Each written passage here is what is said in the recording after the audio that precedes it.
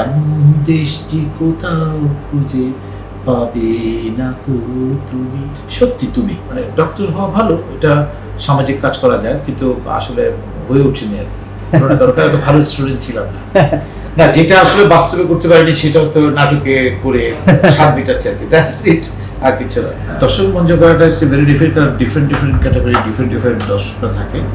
তো নাটক যখন দর্শকরা দেখে তখনও তো দর্শক ডিফারেন্টভাবে অ্যাকসেপ্ট করে নেয়। আর এই নাটকের নাম হচ্ছে শেষ ভালোবাসা। এটি অত্যন্ত গুণী এবং উনি প্রচুর সিনেমা বানিয়েছেন এবং প্রচুর সিঙ্গেল নাটক বানিয়েছেন বিজ্ঞাপন বানান।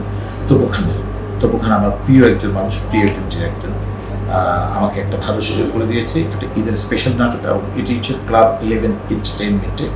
এটি ক্লাব 11 এন্টারটেইনমেন্টে যখন তখন দেখা যাবে ঈদের পরপরই।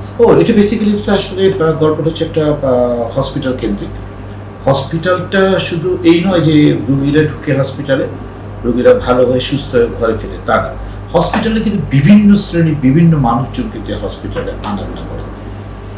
পেশেন্ট থাকেন, পেশেন্টের সাথে অ্যাটেন্ডেন্স থাকে, নার্স থাকে, দালাল থাকে, আপনার হসপিটালের সাথে অ্যাম্বুলেন্স থাকে, বিভিন্ন রকমের বিভিন্ন মেন্টালিটিকে নিয়ে কিন্তু হসপিটালের বিভিন্ন শ্রেণীর মানুষকে নিয়ে কিন্তু এই গল্পটা এগোচ্ছে, এখনো পর্যন্ত তাই দাঁড়িয়েছে।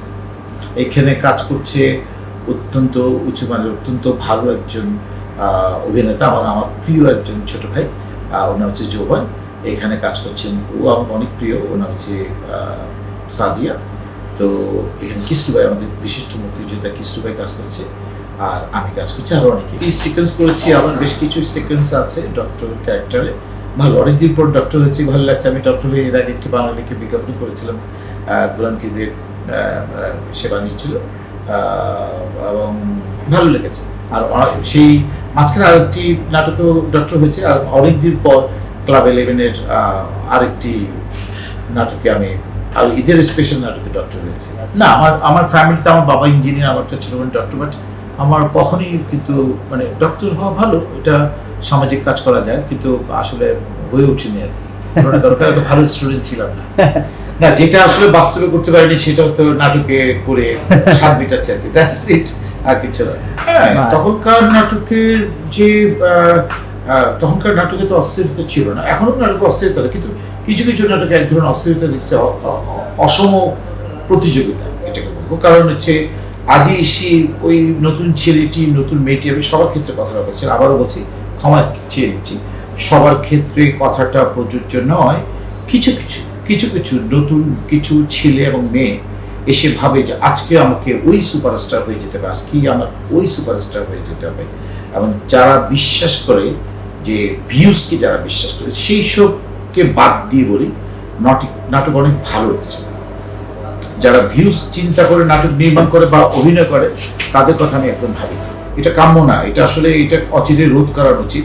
কারণ তখনকার নাটকে আব্দুল্লাহ মাহমুদ স্যার, আতিকুল্লাহ চৌধুরী সাহেব, আমজাদ হোসেন সাহেব, ওনারা যেসব, হুমায়ুন আহমেদ স্যার, কতজন লিজেন্ডারি ডিরেক্টর না বলবো, এনাদের নাটক আর এখনকার নাটকে অনেকেই ভালো নাটক বানাচ্ছে, অনেকেই ভালো লাগছে।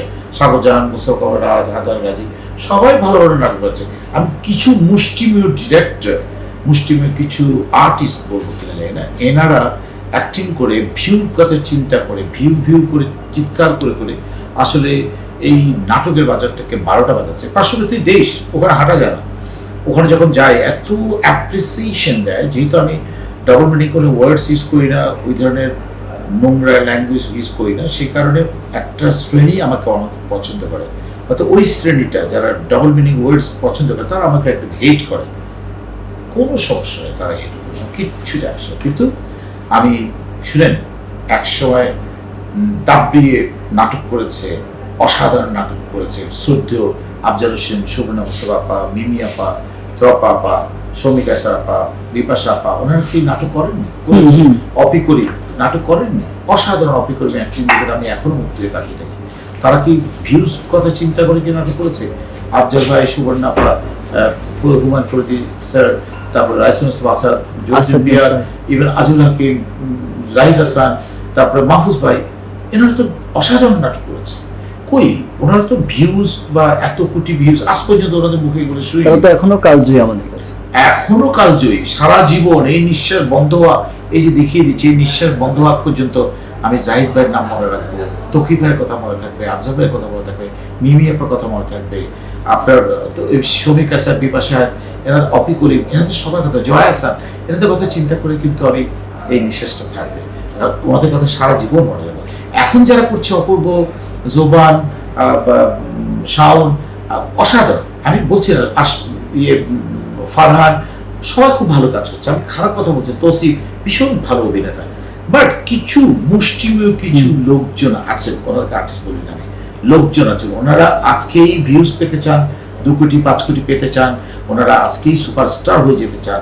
আমি সরি, আমি ওখানে গা ভাসি। শুনুন, নাটকে বিভিন্ন শ্রেণী আছে, একটা শ্রেণী হয়তো তাদেরকে পছন্দ করছে, কিন্তু যারা মানে কি বলবো, শিক্ষিত, যারা কালচারটাকে রেসপেক্ট করে, তারা তাদেরকে কখনো পছন্দ করে না। আই রিপিট এগেন, যারা শিক্ষিত, এডুকেটেড, কালচারকে যারা রেসপেক্ট করে, দেশটাকে ভালোবাসে, রিপিট এগেন, দেশটাকে, এই বাংলাদেশটাকে যারা সত্যিকার অর্থে ধারণ করে, তারা কখনো ওই ধরনের আর্ট মানে ওই ধরনের অভিনয় যারা করে, ভিউজের কথা চিন্তা করে অভিনয় করে, সুপারস্টার হওয়ার জন্য অভিনয় করে, তাদেরকে আসলে ওই শ্রেণীটা পছন্দ করে না।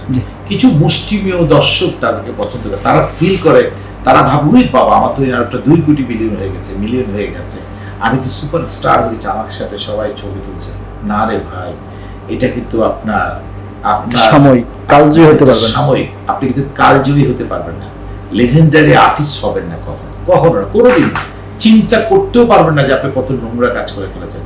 এই দেশটা অনেক কষ্টে অর্জিত একটি দেশ, এত সুন্দর একটি গান আছে, এমন দেশটি কোথাও খুঁজে পাবে না কো তুমি, সত্যি তুমি পাবে না এত সুন্দর দেশ, এই সুন্দর দেশটাকে পুরস্কৃত করার কোনো অধিকার তোমার নাই। কিছু ডিপার্টমেন্ট আছে, যেমন আমি স্পষ্ট করে বলি, আমি ভয়ের কিছু না, যেমন তথ্য মন্ত্রণালয় বলবো, সংস্কৃতি মন্ত্রণালয় বলবো, হোম মিনিস্ট্রি বলবো, আরো অনেকগুলো মন্ত্রণালয় আছে, অনেকগুলো ডিপার্টমেন্ট আছে, এনারা তাদেরকে কেন জিজ্ঞেস করেন, একটু বুঝাক না, আমার ওনারা বুঝালে, একটু বললে ওনারা বুঝবেন।